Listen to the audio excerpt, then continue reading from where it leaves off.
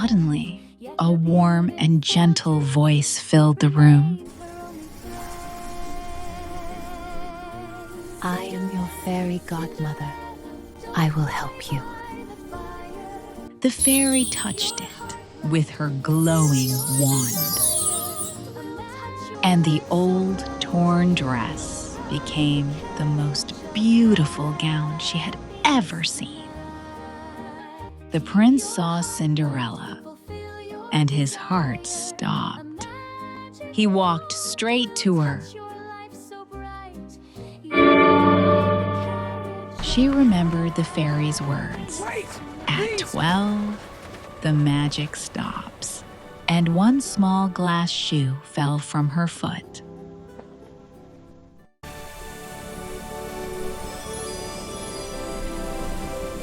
Cinderella.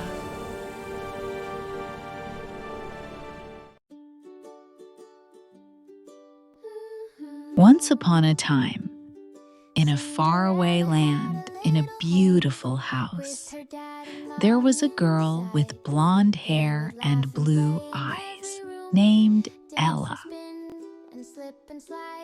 Ella lived happily with her parents.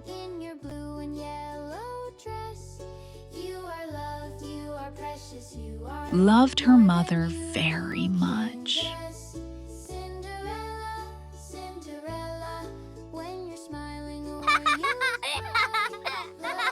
They had a lot of fun together. This garden is so beautiful. It is, especially with you here. I love our walks. They have a good time together.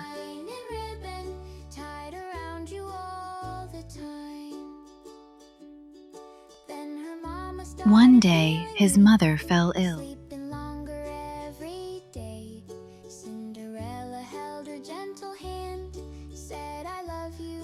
I love you, Mom. Ella is very sad. Cinderella's tears fell one by one as he hugged her to his chest. There she sat, beside his dear mother's side. Her tears fell endlessly, like rivers deep and wide. And then, like a candle softly stolen by the wind, her mother closed her eyes for the last time. Ella was alone now, and her heart was very heavy. Always thought about the beautiful days she spent with her mother.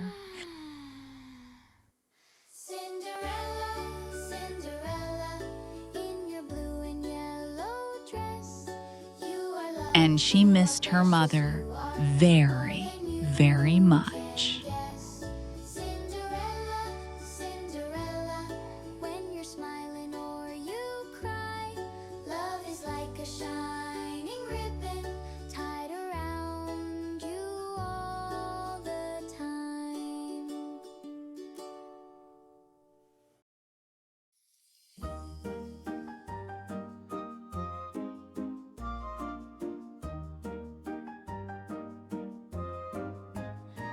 After her mother was gone, Ella's father married again. His new wife was a cold woman, and she had 2 daughters, Drusilla and Anastasia. One sad day, a letter arrived from a faraway land. Her merchant father had taken his last breath, and from that day on, nothing in the house was the same. Cinderella lived in a small old room at the top of the house. It was cold, it was dark, and it was all she had. No one ever bought her new clothes.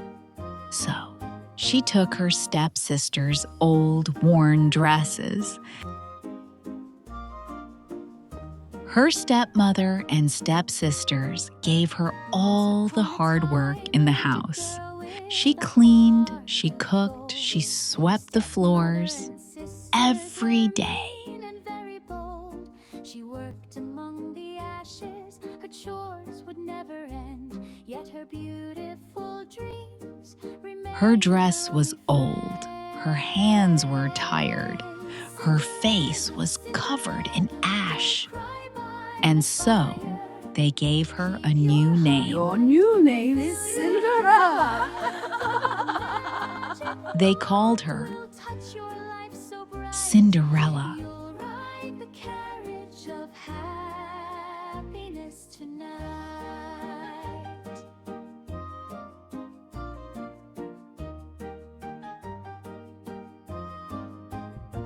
Days passed, and then more days.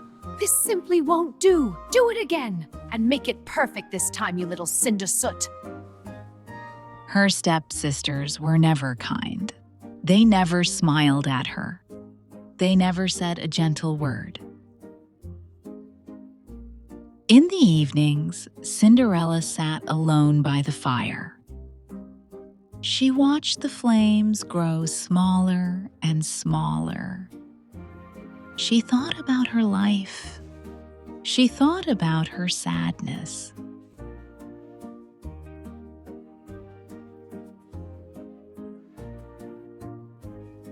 And the fire, just like her heart, quietly faded away. That is why they called her Cinderella, the girl who lived among the cinders. One day, the king had an idea. He wanted to find a wife for his son,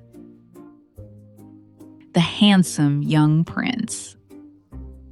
So, the king decided to hold a grand ball at the palace. And so, the king sent his messengers to every corner of the kingdom. I will deliver this royal invitations for the village maidens. Every young woman in the kingdom was invited. Let's celebrate! Every single one. It's an invitation to the royal... I can't... It was going to be a magical night, full of music, lights, and dancing. The stepmother and stepsisters heard the news. They were very, very excited. Cinderella heard the news too. Her heart filled with hope. Maybe she could go to the ball as well. But when she asked, they laughed at her.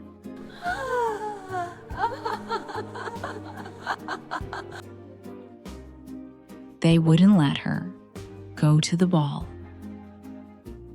The stepmother fixed her daughter's hair and chose their jewelry. She wanted the prince to fall in love with one of her daughters.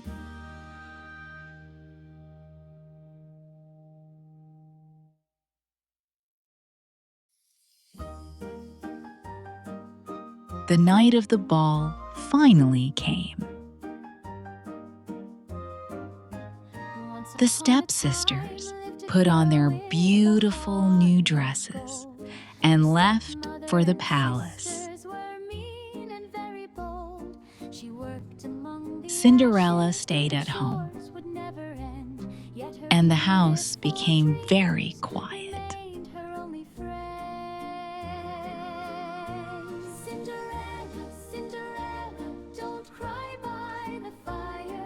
Then, suddenly, a warm and gentle voice filled the room. I am your fairy godmother. I will help you. There she was, a beautiful woman with silver hair and kind, sparkling eyes. The fairy godmother, glowing with magic and kindness. Oh, my dear, dry those tears. You are so much more than you believe. Let me show you the magic Alcanzal. Now, watch closely, my dear. The magic is just beginning. Cinderella's eyes went wide with joy and surprise. "You shall go to the ball," the fairy smiled. "But bring me a pumpkin quickly." Cinderella ran and returned with the biggest one. The fairy touched it with her glowing wand. Fairy Godmother came to end the sadness shown. The pumpkin became a carriage, the mice became the seeds. Old clothes turned to diamonds. And in a burst of golden light, the pumpkin became a magnificent golden carriage. The fairy waved her wand again. 3 mice became 3 white horses. 2 lizards became the carriage drivers. Then the fairy turned to her, one last wave of the wand.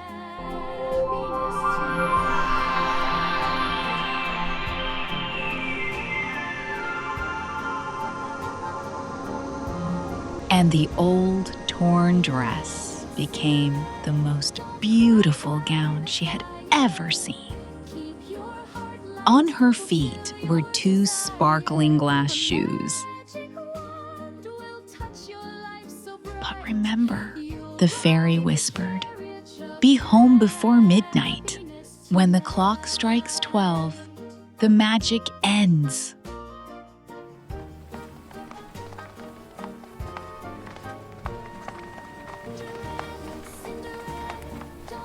And then she arrived at the ball. The music faded. The dancers stood still. Even the candles burned brighter. No one knew her name, but everyone knew one thing. She was the most beautiful girl they had ever seen. The stepmother and stepsisters stared too. They were speechless. She was extraordinary, but not one of them recognized her. The girl they had left behind in the kitchen was standing right in front of them.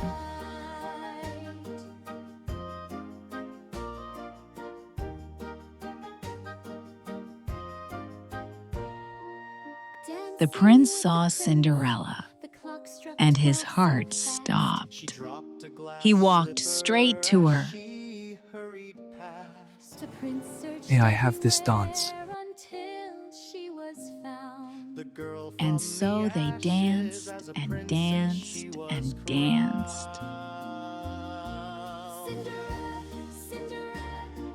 All night long, their eyes never left each other. Like 2 stars that had finally found each other in the same sky.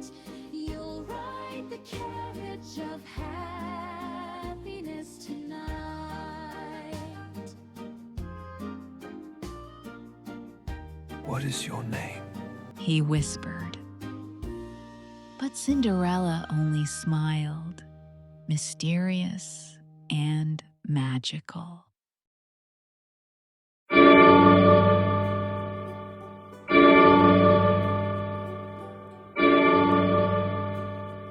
The clock started 1, 2, 3. She remembered the fairy's words. At 12, the magic stops. I must go now. Please stay! Prince said. But Cinderella was already running down the stairs, and one small glass shoe fell from her foot. It stayed on the stairs. The prince held one small glass shoe in his hands. He watched the golden carriage go away into the dark night. The girl he loved was gone. As Cinderella sped away in her carriage, suddenly, and just like that, the magic stopped. Pumpkin, mice, old gray dress. Cinderella looked down. One glass shoe still on her foot, the other lost on the palace stairs. She held it close to remember him. The prince looked at the small glass shoe in his hands. He was very sad. He did not know her name. He did not know her house. Nothing. The shoe was the only thing he had. He looked at the shoe for a long time, then smiled. Every girl must try it. The one whose foot fits, she is the one. The king approved the prince's request. The prince sent his men to every town, every street. The message was simple. Every girl must try the glass shoe. The prince is coming. And so, the search began. Morning shining bright and clear, chasing away gloom. Twirl, twirl, Cinderella, teardrops dry at last. One glass slipper finds her foot. Dreams come true so fast.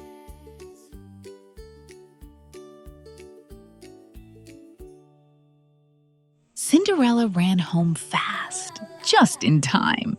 She hid the glass shoe in her old wooden box. Then she waited. The door opened. They were home. How was the ball? The princess was so beautiful, the stepsister said. Her dress, her hair. We never saw anyone like her. Cinderella smiled and said nothing. That night, she could not sleep. Every time she closed her eyes, the music, the lights, the prince, and they danced all night long.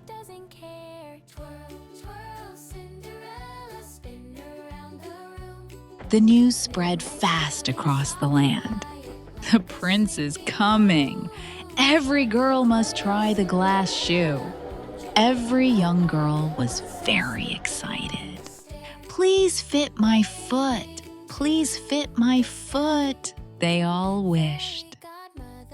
The royal messengers rode from house to house, street by street, village by village. But the shoe did not fit. Not one girl, not one foot. Then they came to Cinderella's house. The soldiers knocked on the door. Bring us every young girl in this house. The prince's orders. Every girl must try the shoe. Before the soldiers came, the stepmother had a plan.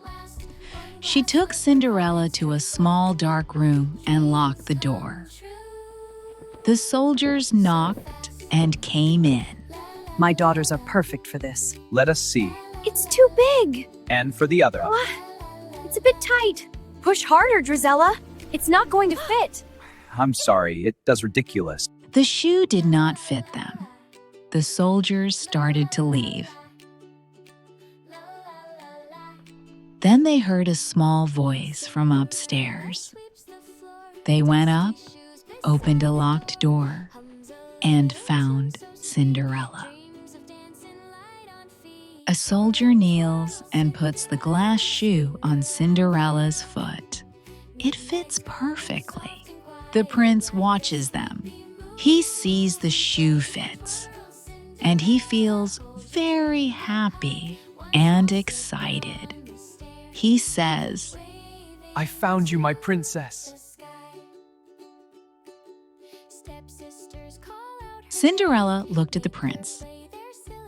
She reached into her old wooden box. She took out the other glass shoe and she put it on her foot. A perfect fit. Both shoes, both feet, sparkling and glowing. The prince stared, then slowly bowed, deep and respectful. Behind them, the stepmother and stepsisters stood frozen. They could not move. They could not speak.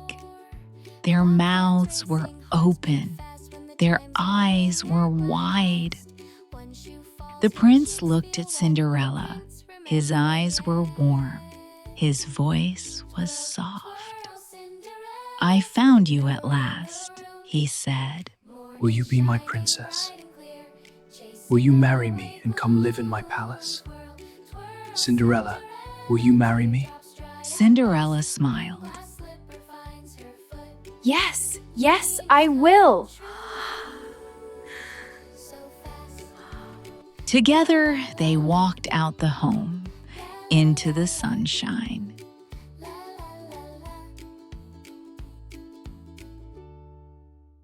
The golden carriage was waiting, and there, standing beside it, was the fairy godmother. Be happy, my dear.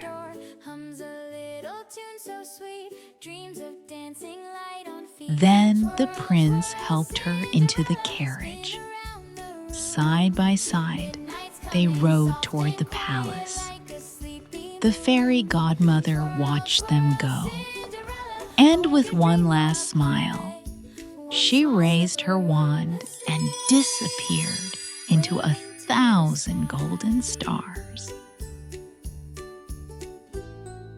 Twirl, twirl, Cinderella, spin around the room.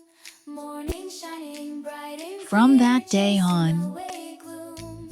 Twirl, twirl, they lived happily ever after. last. One glass slipper finds her foot. Dreams come true so fast.